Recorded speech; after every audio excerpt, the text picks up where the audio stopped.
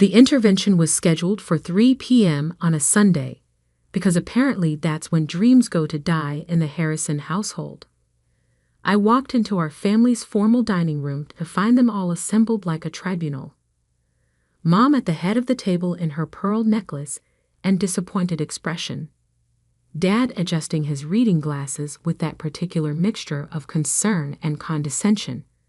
My older brother Trevor in his perfectly pressed polo shirt, and his wife Amanda clutching her designer purse like it might shield her from my apparent failure. "Sit down, Victoria," Mom said, gesturing to the chair they'd positioned directly across from everyone else. "The defendant's chair. We need to talk." I'd seen this coming for months, ever since I'd moved into that modest studio apartment downtown and started driving my beat-up Honda instead of the BMW Dad had bought me in college. Ever since I'd stopped asking them for money and started showing up to family dinners in jeans instead of the business casual they expected from their investment banker daughter. Well, former investment banker daughter. At least, that's what they thought. "Victoria," Dad began, removing his glasses to clean them, his signature move before delivering bad news. "We're concerned about you. It's been 8 months since you left Goldman Sachs, and frankly, we're not seeing any progress." Trevor leaned forward, his expression a perfect blend of brotherly concern and superiority. "Tori, we know you're going through something. The quarter-life crisis thing, we get it. But you're 29 years old. You can't keep floating around pretending to be some kind of entrepreneur. The stuff you're doing on your computer all day," Amanda chimed in, her voice dripping with barely concealed disdain. "Day trading or whatever. That's not a career. That's gambling." I almost laughed. Day trading. If only they knew. "We've been patient," Mom continued, her voice taking on that tone she used when I was 12 and had tracked mud through her pristine kitchen. "But enough is enough. This family has a reputation to maintain. When people ask what my daughter does for work, I shouldn't have to make excuses." "What exactly do you think I do all day?" I asked, genuinely curious about their perception of my life. Honestly, Trevor shifted in his chair, getting comfortable for what was clearly going to be a lengthy explanation of my failures. "We think you're depressed. You barely leave that tiny apartment. You dress like you're still in college.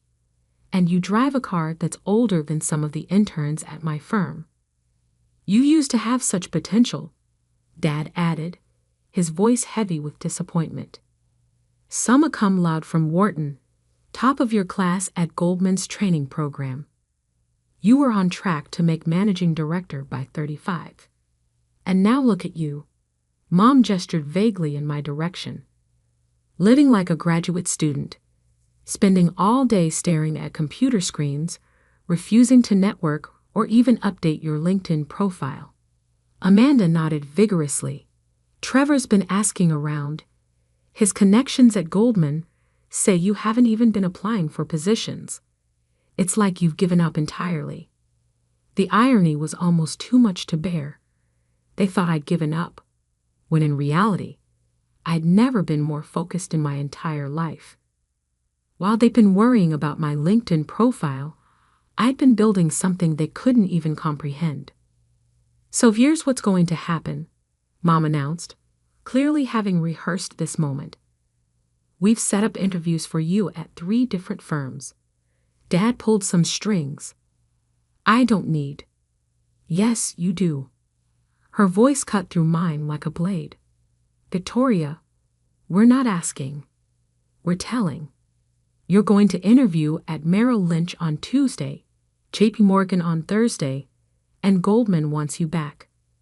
They'll start you as a VP if you can prove you're serious." Trevor pulled out a folder. Of course he had a folder. And slid it across the table. "I've taken the liberty of updating your resume. Obviously, we've had to get creative with the employment gap. but we're calling it independent financial consulting. We've also found you a proper apartment," Amanda added, producing her phone to show me listings. "There's a beautiful 2-bedroom in Dad's building. Much more appropriate for someone of your background." "The Honda has to go," Dad said flatly. "I'm not having my daughter drive around town in a 15-year-old car with a dent in the bumper. There's a BMW dealership right by the office. We can go tomorrow." I stared at them all. These 3 people who thought they knew exactly what was best for me, who had reduced my entire existence to a series of problems that needed their solutions. They saw my modest lifestyle as failure, my independence as delusion, my contentment as depression. "And if I refuse?" I asked quietly. The silence that followed was deafening. "Then we're done enabling you," Mom said finally. "No more family dinners until you get your act together. No more invitations to holidays or events. And absolutely no financial support if you change your mind about needing help. Victoria," Dad's voice was gentle but firm, "we love you, but we can't watch you waste your life anymore. You're intelligent, you're educated, you have every advantage in the world. There's no excuse for living like this." "Living like what, exactly?" "Like a failure," Trevor said bluntly, "like someone who's given up on having any real impact on the world." That's when my phone buzzed. I'd been expecting the call, 3rd Sunday of the quarter, always right around 3 p.m. Eastern. My investment banker at Goldman Sachs, ironically enough, though he worked in a completely different division than where I used to be employed. "Excuse me," I said, glancing at the caller ID. "I need to take this." "Victoria, we're in the middle of a serious conversation," Mom protested. "I know," I answered the phone. "Marcus, perfect timing." "Ms. Harrison, I have fantastic news." Marcus Chen's voice was practically vibrating with excitement. "Your hedge fund just cleared $3.8 billion in profits this quarter. The quantum computing investments you made 18 months ago are paying off spectacularly.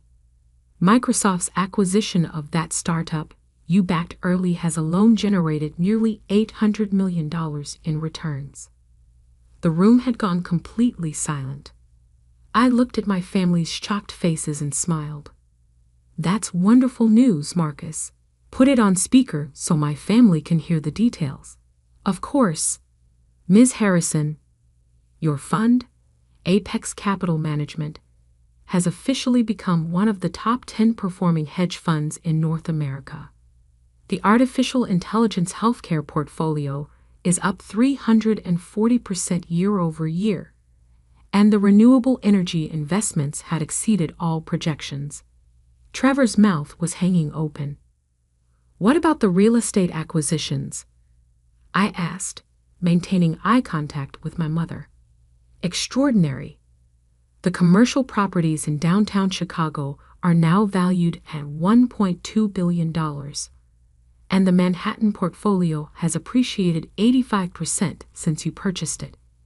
Oh, and congratulations on the Forbes 30 Under 30 feature coming out next month. They called you the most innovative hedge fund manager of the generation." Amanda's designer purse slipped from her lap and hit the floor. "Marcus, can you remind me of our current assets under management?" "Absolutely. As of market close on Friday, Apex Capital Management oversees $12.7 billion in assets. Your personal net worth, including your holdings in the fund and real estate portfolio, is approximately $4.1 billion. You're officially one of the youngest billionaires in financial services history."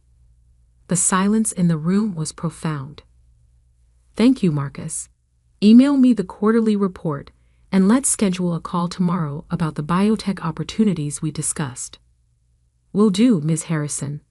"Oh, and the Treasury Secretary's office called. They'd like to schedule a meeting about your proposal for sustainable banking regulations. Apparently, your white paper on cryptocurrency integration has caught their attention. Perfect. Have Sarah set something up for next week. I hung up and looked at my family. Dad's glasses were fogged up. Mom's pearls seemed to have lost their luster. Trevor looked like he'd been hit by a truck. So, I said casually, settling back in my chair, what were you saying about my wasted potential? The folder with my updated resume sat unopened on the table between us. Victoria, Mom's voice was barely a whisper. I don't understand. How? When did you? Start a hedge fund. About 2 years ago. Right around the time you all started worrying about my career trajectory.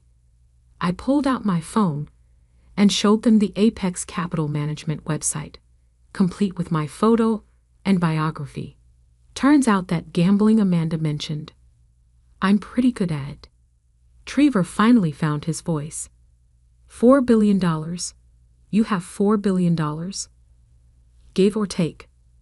The markets fluctuate. I shrugged. Though I should mention, Trevor, that your firm, Williamson and Associates, they're one of my clients. I've been managing about $200 million of their pension fund for the past 18 months. Your boss, Mr. Williamson, speaks very highly of my work. His face went from pale to green. But how? Dad asked, still struggling to process the information. How did we not know? How did you hide something this big? I didn't hide it. You just assumed that because I wasn't living the life you expected, I must be failing. When I moved into that studio apartment, it's because I wanted to stay focused and avoid distractions.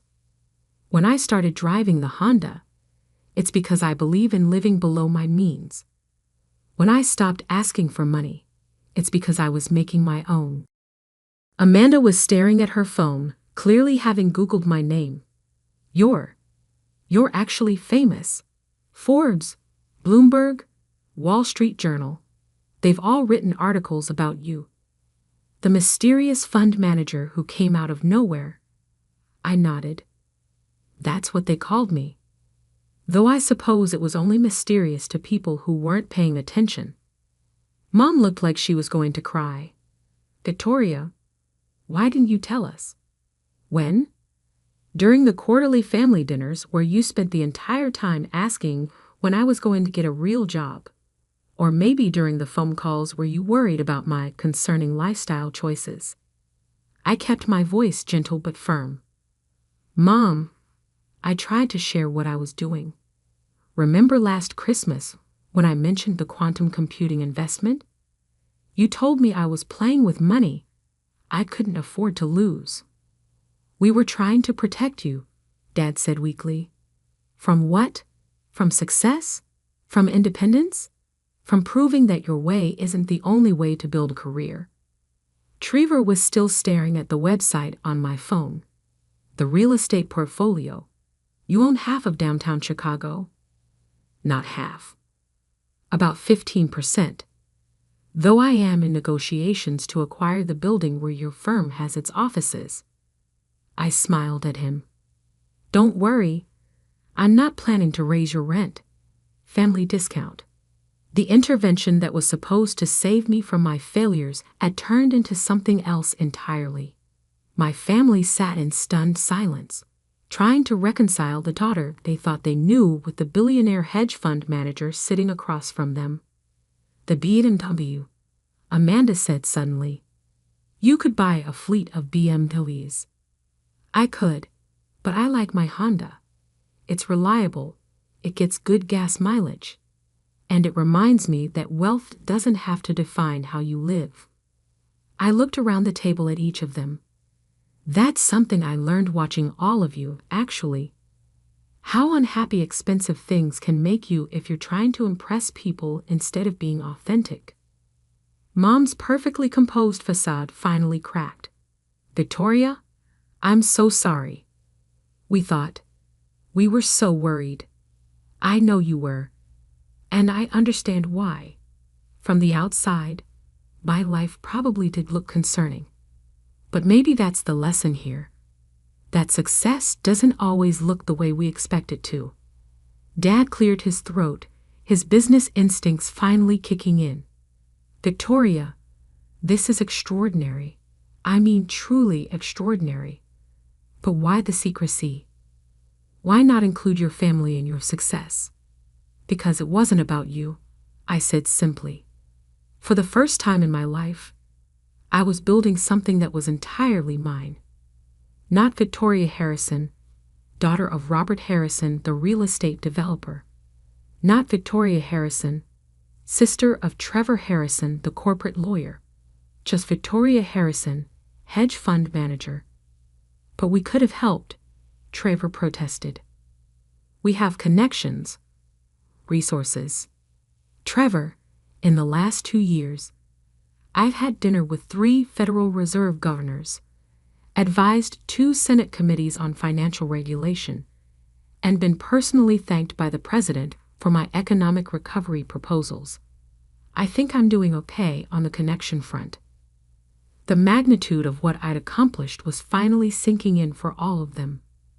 The Forbes 30 Under 30, Mom said slowly. You're going to be on the cover? Next month's issue. The article focuses on how I've revolutionized sustainable investing. I pulled up the preview on my phone. They called me the conscience of Wall Street, which is ironic, considering you all thought I had abandoned Wall Street entirely. Amanda was furiously typing on her phone. Victoria, there are articles about you in the Financial Times, The Economist. How did we miss all of this? Because you stopped paying attention to what I was actually doing and started focusing on what you thought I should be doing. The room fell quiet again as the full weight of their misjudgment settled over them. Finally, Dad spoke. Victoria, can you forgive us? We thought we were helping, but clearly we were. Being parents, I finished. Overprotective, slightly overbearing parents who love me and want what's best for me, even if your definition of best needed some updating. Trevor looked at the folder he'd brought. My revised resume, carefully crafted to hide what he thought was a failure, but was actually the most successful period of my life. I feel like an idiot. Don't.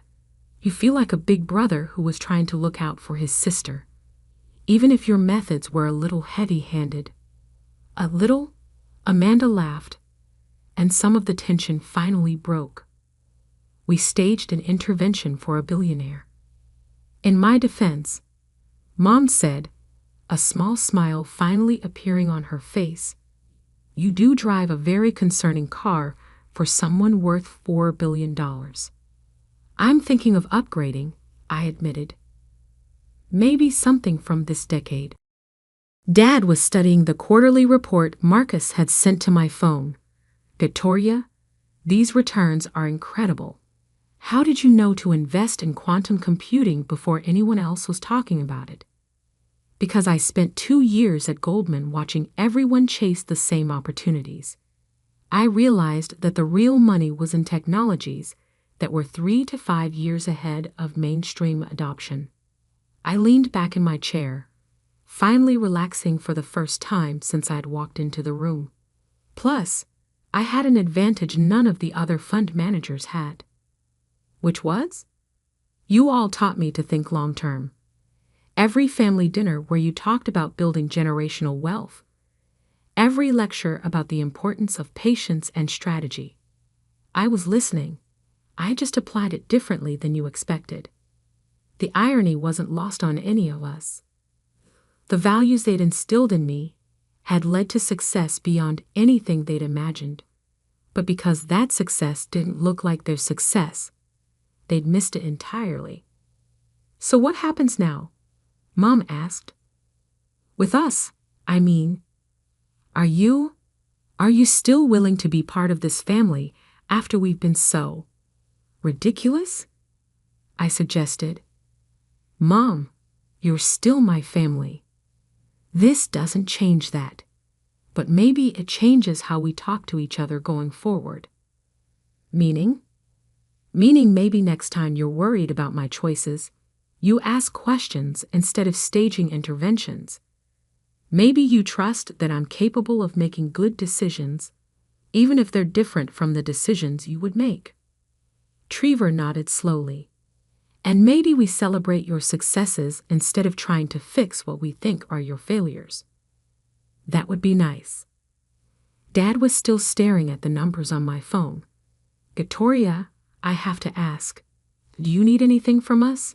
I mean, clearly not financial support, but actually, yes. I smiled at him. I need you to stop worrying about me. I need you to trust that I know what I'm doing. And I need you to understand that my version of success might not look like yours, and that's okay. Deal, Mom said immediately. Though I reserve the right to worry about you for non-financial reasons, like whether you're eating enough vegetables and getting proper sleep. That's fair. Mother's privilege. Amanda was still scrolling through articles about me. Victoria, there's a photo of you at some charity gala with. Is that the Secretary of Commerce? Probably. I attend a lot of those events. Networking, you know. I winked at Trevor. Turns out I'm pretty good at it when I'm not being told I need to network more. The afternoon that had started as an intervention about my failures had turned into something completely different. My family looked at me with new eyes, not as the disappointing daughter who'd lost her way, but as someone who'd found her own way and succeeded beyond their wildest dreams. One more question, Dad said. The studio apartment. Are you planning to move somewhere more appropriate for someone of your stature? I thought about my modest apartment with its single window overlooking the city, where I'd spent countless hours building my empire while my family worried about my lifestyle choices. You know what? I think I'll keep it. It reminds me of what's really important. I stood up, gathering my purse. Besides, some of the best work gets done in small spaces with minimal distractions. As I headed toward the door, Mom called after me. Victoria? Next Sunday dinner. Would you like to tell us about what you're working on now? I mean, really tell us. I turned back to look at them, my well-meaning, loving, completely humbled family. I'd love that, Mom. I've been working on something pretty exciting in sustainable agriculture technology. $4 billion is just the beginning. And with that, I left them sitting around their formal dining table, probably trying to figure out how they'd so completely misunderstood the daughter they thought they knew so well. The intervention was over, but our real relationship was just beginning.